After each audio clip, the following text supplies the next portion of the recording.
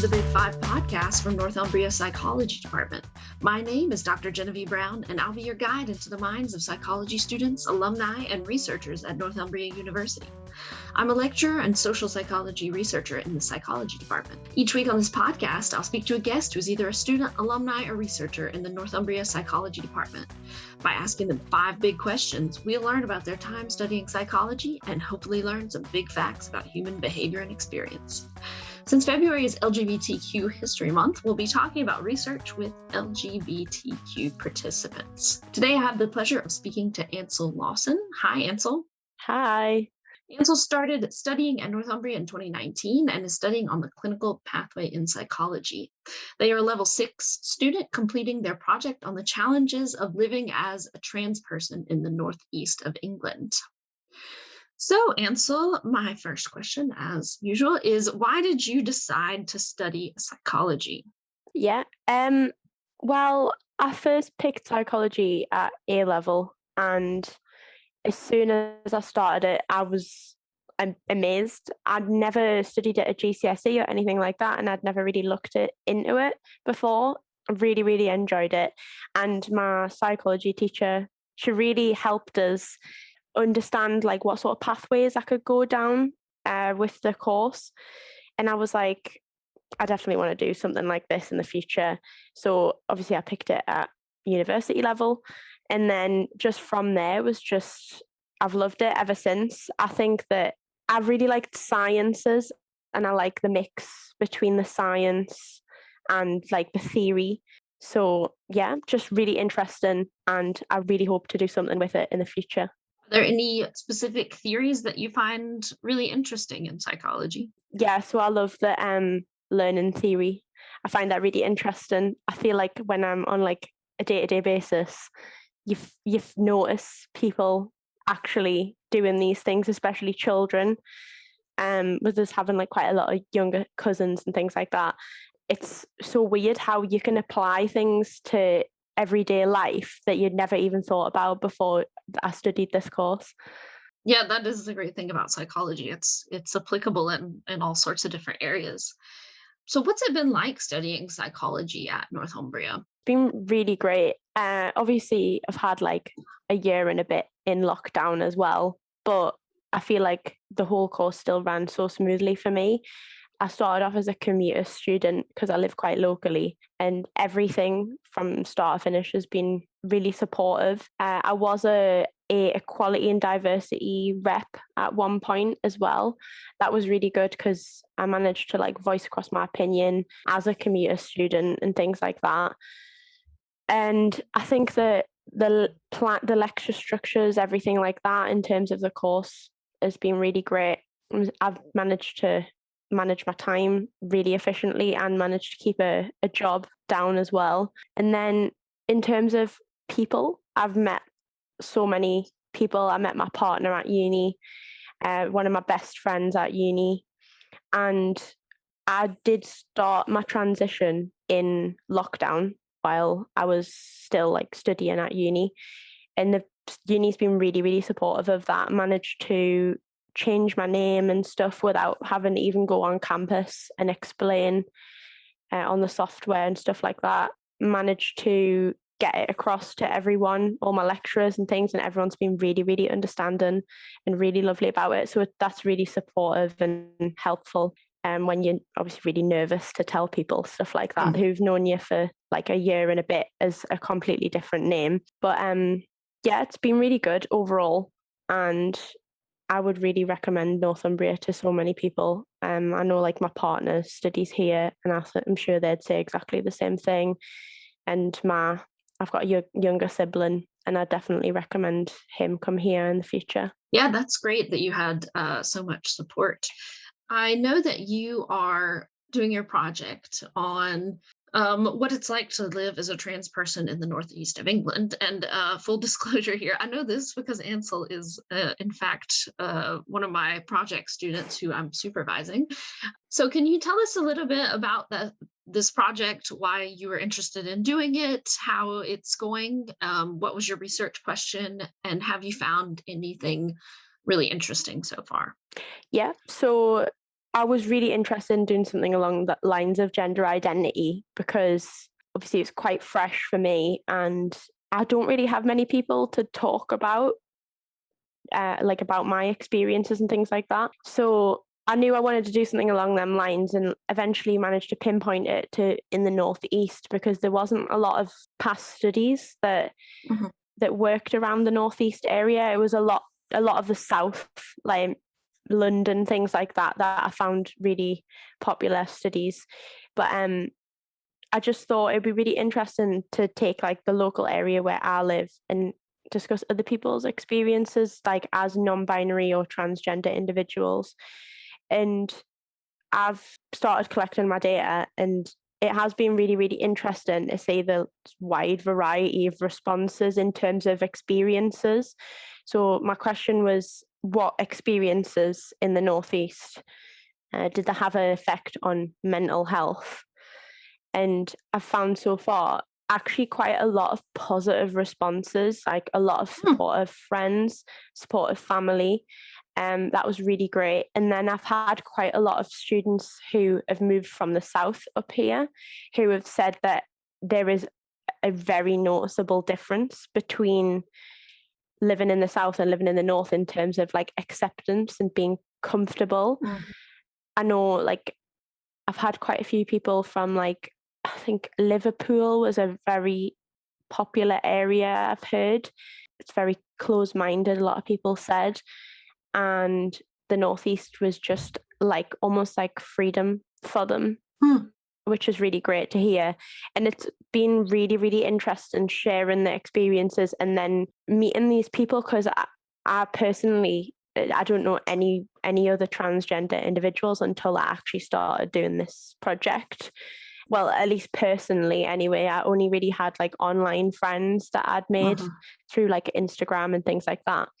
So it was really nice to talk about it and hear people's experiences. And obviously there wasn't always good ones, but the variation was just amazing. Like you don't consider like all the different like how many people in this area like have the same experience as you or the Mm. complete opposite. So like as a transgender person myself, it was so interesting to see that comparison. Yeah, that's really interesting what you said about the Northeast actually being fairly accepting. Do you think the gender clinic that's in Newcastle has anything to do with that, maybe? I found that actually a lot of people who I spoke to went like privately for medical transition. Mm. A few people did say that they found the gender clinic to be like helpful and everything, but there's just so many waiting times and things like that Yeah. at the minute. And although like they were very supportive in other ways, they couldn't provide things that they wanted like sooner. And Mm. I know that a few people that I've spoken to, they've said that if they could change anything about the country, not just this general area, is that you could shorten the waiting times for people because it's so long, more funding. That was the main thing into it. Yeah, I was going to ask you about that actually because I know one of the questions that you wanted to ask was about facilities in the Northeast, if there are appropriate facilities for trans people.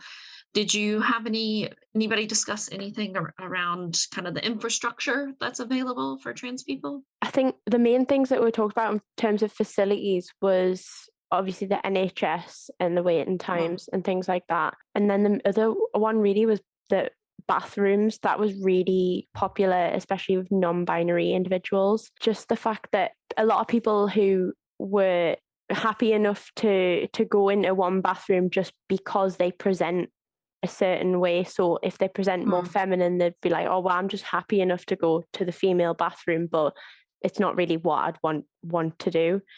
Mm. And that was really the main thing that was brought up with non-binary people. Not so much with transgender people. If they felt a lot like they felt quite comfortable going to whichever bathroom they preferred. Yeah, definitely. I can understand that. Okay, well, thank you so much for sharing your some of your preliminary results with us because I know you're still conducting interviews.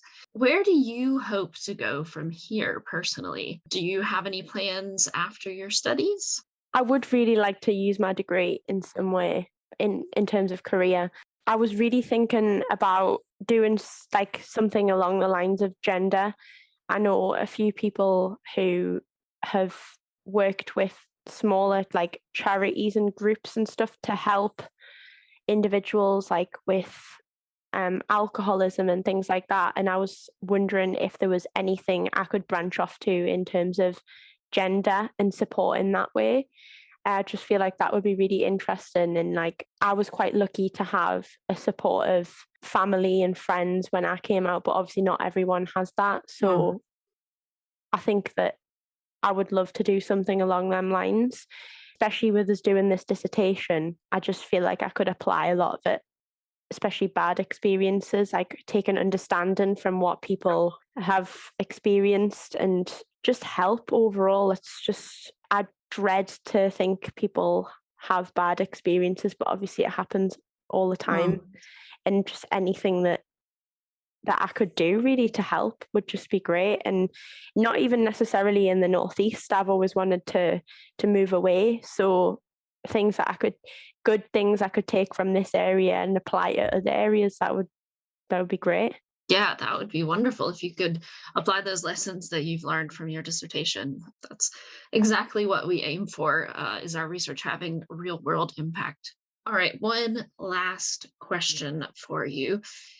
Do you have any advice for other students? This could be about the project. This could be about, I don't know, getting involved at Northumbria. And I know you were a rep for a while. Just any advice to help students make the most of their degree?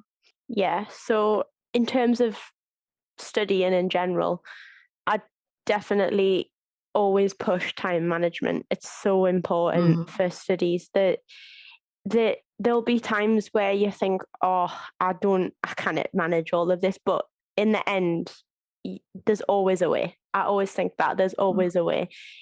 If I can do it, then anyone can do it. um, just like always remember and try and put your studies first. Always, I think that was something that I felt on my second year, like working over lockdown and things like that. Just always put your studies first wherever you can. And in terms of opportunities, I would say take as much as you can from the course, because I was a rep for the course, and then I did that little internship with the equality and diversity, and it was great. It was paid, so that doesn't come very often from an internship, which was really good, and I got a lot of experience out of it. I did it for 2 years, and you meet so many people on across the uni who are helping other minority groups, and they can chip in and help yours. And it was just so interesting to see how many different minority groups actually were present in the uni, because there's so many things that you don't think about and Mm. who would be affected in what way. So it was really nice to actually create a project to help people and make sure that everyone was equal in their experience. And the psychology thing, it didn't even take up too much time. It's just really interesting to take on other people's opinions and pass them on, and feel like you're making a difference. It's always nice to chip in that way. But anything that you can, I mean, everything looks good in the future, like on CVs and things like that. And it's just great personal experience. You talk to so many people, meet so many people across the uni. And if I'd never have done that, I wouldn't have known all these people. Mm. And then in general, like just have fun, because a lot of people only go to uni once. So, and you might only go to uni once at this age. Or, I mean, you could go to uni at any age, but if you're young, especially, I know like I met so many friends, my partner, like I said, and I think overall uni's kind of been like a nice getaway from me from home when I was like coming to terms with my gender and things like that. And there's a lot of support around the uni as well. It was great. I couldn't say a bad thing about it. I've had such a good experience overall. Yeah, that's wonderful. I like that advice to still have fun.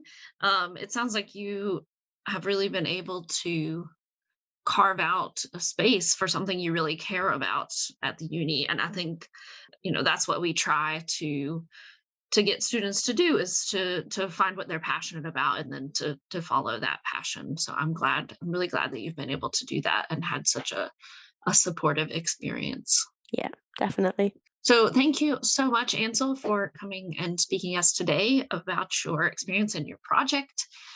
Listeners, if you'd like to learn more about Northumbria psychology, check out our psychology department blog at northumbriapsy.com. You can also follow us on Twitter at NorthumbriaPSY. If you want, you can follow me on Twitter at BrownGenavee. If you'd like to be interviewed on the podcast or know someone who would, please email me at genevieve.brown@northumbria.ac.uk. Finally, if you like the podcast, make sure to subscribe to our podcast on your listening app and give us a review and rating. I hope you learned something on this voyage into the mind. Take care. Until next time.